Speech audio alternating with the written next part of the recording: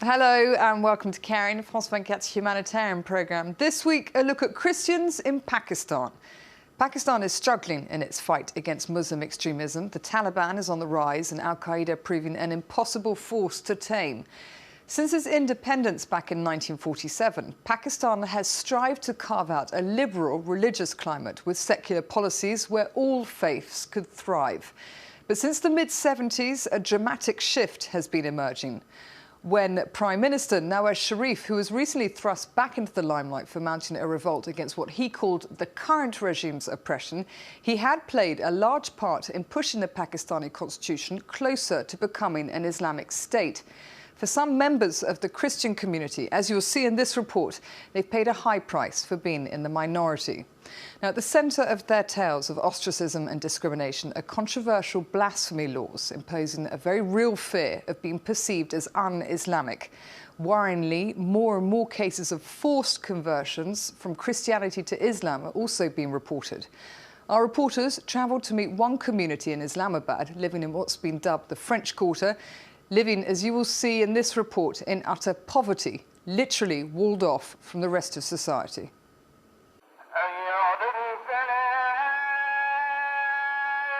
Islamabad, in Urdu, the city of Islam.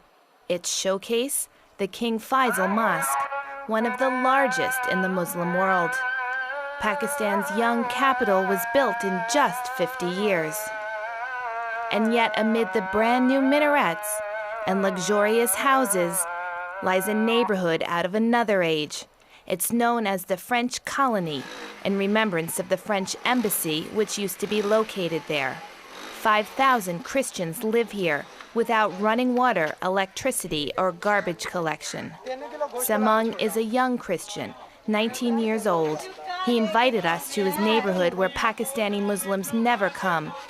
The French settlement has a dangerous reputation, so Samang makes it a point of honor to welcome us and introduce his family. This is my grandfather, and this is my grandmother. Okay. This is my auntie. Among the Christians who work, they often have poorly paid domestic jobs. This is the case in Samang's family. His mother Mira works for a wealthy Muslim couple. Muslims do not like us. They don't like me touching their things. I'm a maid in a Muslim household. I wash the floor, I do the laundry. They don't want me doing the cooking or touching their food because I'm a Christian. The mistrust between the two communities is symbolized by the wall that surrounds the settlement. It was built 6 months ago. Here, it is topped with shards of broken glass. On the other side, the wall is too high to climb over, so now Samang must make a long detour to return home.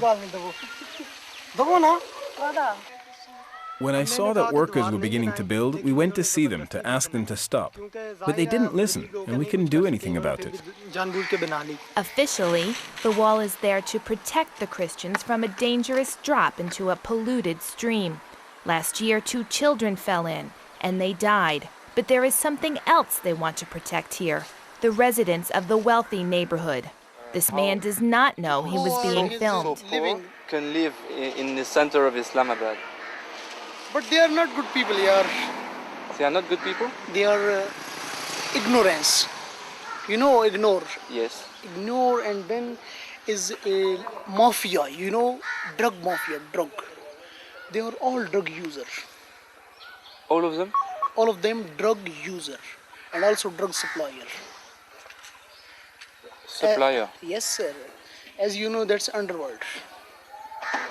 He invites us to approach the wall, a wall that, according to him, no one wants to tear down. Oh, yes. And who built it? Some owners. They are living here in this side and then this side. Okay. It's Pakistani bureaucrat, like politicians. A few minutes later, he realizes the camera is on. Very quickly, he tones down his words. But I like many peoples. They are Christian, Hindus, Buddha. It's all the nation, all peoples. One nation in which the bond is Islam. Oldest among sisters, Smina, is 17. She shows us her notebooks. In her Muslim high school, religion is unavoidable. This is a book for Islamic studies, है ना? Muslims, related for Muslims, Muslims culture. There are Christian schools in Pakistan, but they are very expensive. Too expensive for the residents of the Christian settlement. Here, only little ones can get a Christian education. They are taught by their older sisters, who provide all the class materials themselves. They fill in the gaps caused from government neglect. But there is hope that things will improve. The affairs of the Christian neighborhood are now in the hands of Shahbaz Bhatti, the Minister for Minorities.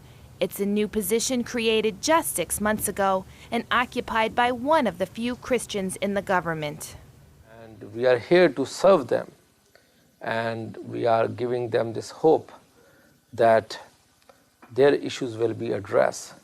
They will not remain neglected. They will not remain subjugated or second-class citizens. Do you know where the French colony is from here? Yeah, this is But during the course of the interview, when we asked him to accompany us to the settlement, Quickly, together. despite our insistence, he would not accompany us. He knows that given the state of misery his fellow Christians live in, he would not necessarily be welcome there.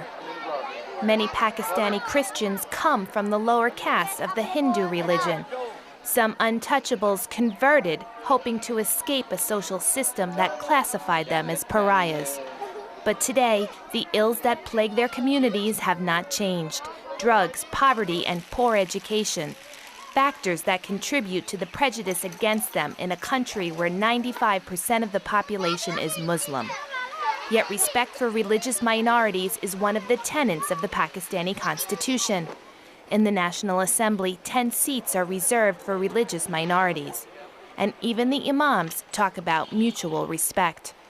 This is not in our hands to make someone's Muslim by forcing them by something else. We can't make that. It's Allah, it's depend on Allah. And we have, I told you that Christians which living in our community, they are like our friends. Well, I told you first that they are human beings, after that they are Pakistani, and after that they are Christian. Tolerance, but with some concessions. It's the call to prayer. Smina, the young Christian who showed us her notebooks a little while ago, is covering her head as she walks past the mosque.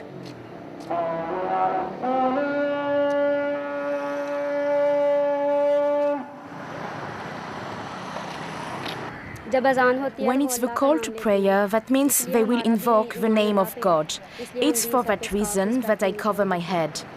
I am not giving in to pressure, but since they are praying to God, it's a mark of respect.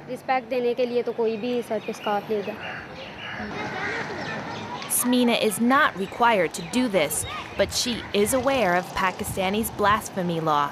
A law which, if applied, can send people to jail for seemingly harmless comments and gestures. 5 years ago, a blind Christian spent 8 years in jail for unknowingly throwing away a copy of the Quran.